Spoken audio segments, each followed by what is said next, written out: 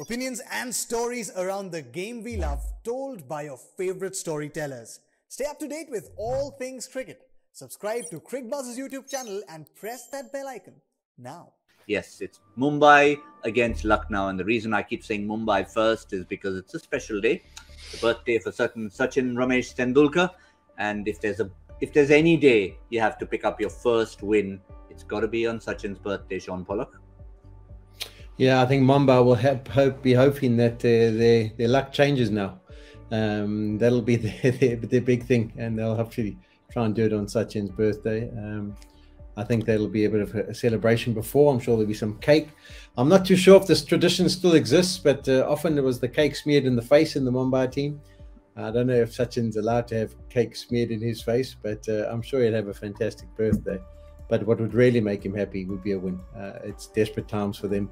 They wouldn't have experienced anything like this before. It's not a place they're comfortable being. And, you know, they probably can't get themselves back into the tournament. I don't know if there's even a mathematical way of getting back into the tournament, but they do need to start playing some good cricket and getting back on track. So they'll be quietly motivated, and there's a good reason would be Sachin. Just take a leaf out of the films. There's a 007. There is no 008, Joy. No, absolutely. But I mean, you have a situation. I don't think they're going to ever come out of that situation now. I mean, they've come out of 0-5, but remember, 0-5 was in a season when there was an 8-team IPL. When you have 4 of your 8 teams qualify, it's a different ball game altogether. With this situation, there is a mathematical chance. They will remain a mathematical chance unless they lose tomorrow. I think they lose tomorrow, even the mathematical chance may drift away, but nothing much beyond mathematics at this point in time. It requires a series of crazy events.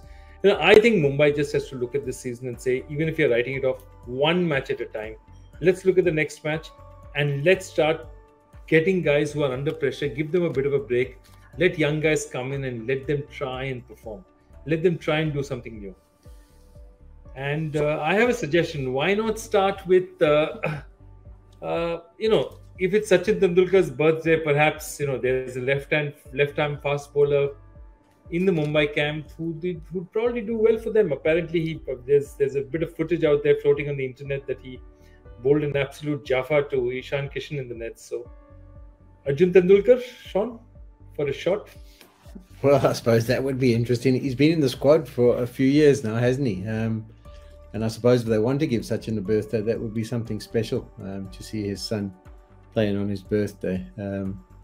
But I suppose at this stage, they've just be thinking, we've got to just put our best 11 on the park. We've got to try and get a win under the belt. So whoever that might be, if Arjun's performing well in the nets and looking good, maybe he is the right guy to get. But yeah, I think they're definitely focused on first win.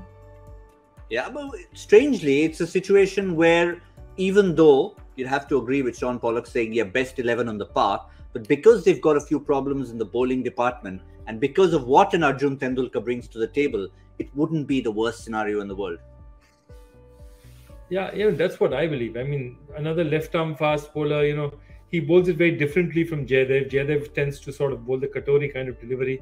I think he might just be able to give them something different because Basil Thampi is really not worked out for them.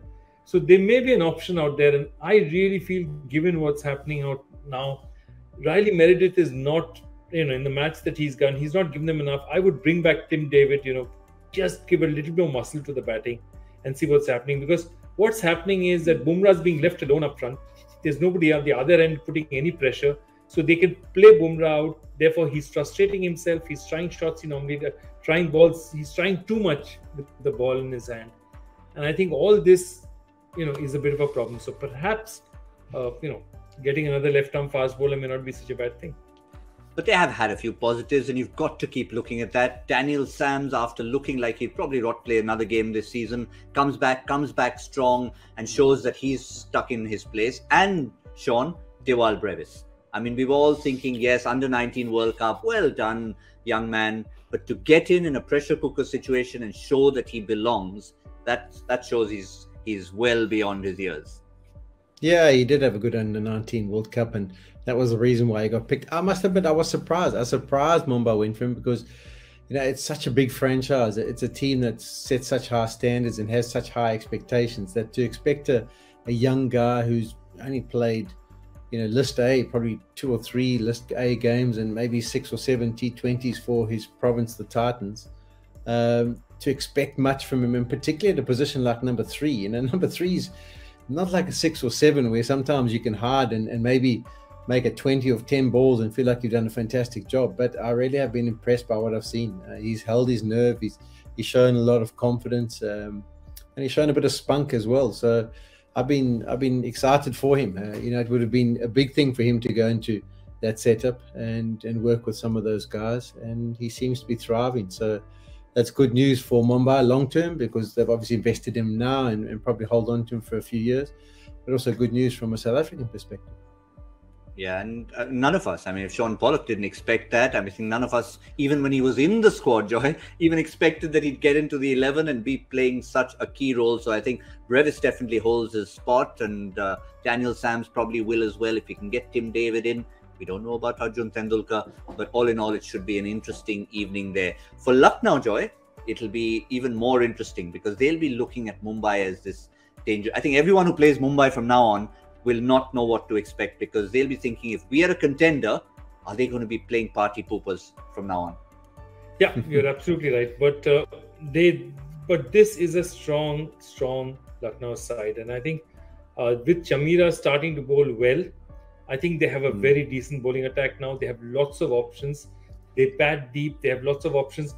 I think they're still a bit worried. I think Manish Pandey is still not giving them enough. But I think with Jason Holder there, with Stoinis there, they're saying we have with Kunal Pandya there, they feel that, with that middle order, they've got a lot of depth. And the only thing I would do is that, at some point in time, I don't know how they can fit Evan Lewis in, because he's really explosive. But the only way they can do it is get him in, get Chamira out, and maybe get Ankit Rajput or one of their other fast bowlers back in. That seems to be the only option.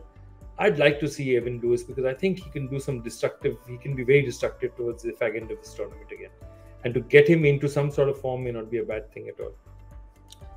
Yeah, but it's just, I think Chamira has just been breaking the door down. He probably would have been the obvious choice for an Evan Lewis to come back. He didn't start the season in the worst possible way, then had a couple of sweeping episodes where he went out of the team. But yeah, it's tough to leave someone like Evan Lewis out. He's been part of the Mumbai setup as well. But I guess the guys who are there are just doing enough to keep their place. Shaun? Yeah, they are. Chamira's been good. I've enjoyed what he's done with the ball.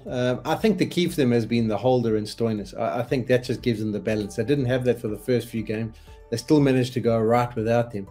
But I think they're just a settled unit now. When you have a look down that middle order and you've got those two, you can take a bit of a deep breath and say, okay, we've got quite a few bases covered, not only with the bat, but the ball as well. Shaun, just to stay with you, Quinton had gone against his old mates. Yeah, it'll be an interesting one. I'm sure he'll be a little bit motivated.